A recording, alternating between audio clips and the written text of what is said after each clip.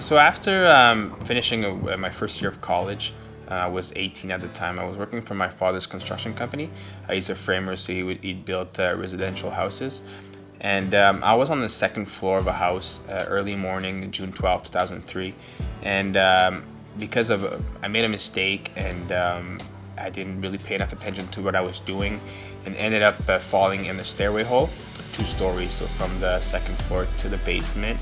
And I hit my head on the ground and fractured the 6th vertebrae in my neck and damaged my spinal cord. So I've been paralyzed since that day. I've been a quadriplegic.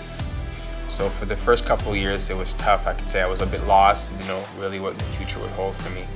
But finding the sport of wheelchair rugby gave me a new passion and allowed me to set some goals for the future. And that was important for me to get up in the morning and know exactly what I wanted to do or what to achieve, a dream of being on the national teams, because when I started, that was it. I wanted to compete at the Paralympics. It is a tough sport, and teams are getting better and better. So we can't slack at home. We have to work hard to be competing at that level. So a typical week is probably 5 or 6 days of training, sometimes twice a day. It could be just, and it's not only in gym time. It could be watching videos, studying the sport, but it's weightlifting. It's doing some conditioning with your hand cycle. It's going to practices, doing stuff on your own, and plus we're on the road a lot. Me being a player on a club team, I have a club team, the provincial team, and the national team. So I travel quite often. I'm not home very much, so it's a busy full-time job. I think I'm one of the players on the team that's the most disciplined when it comes to nutrition.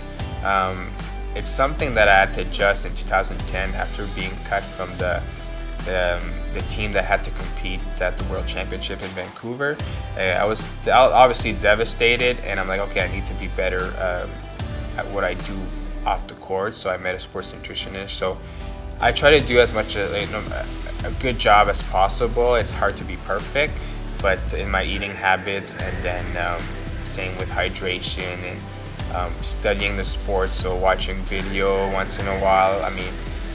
All these things will make a difference when you're on the court, but it's tough that you do when no one is looking. That's sometimes the most important.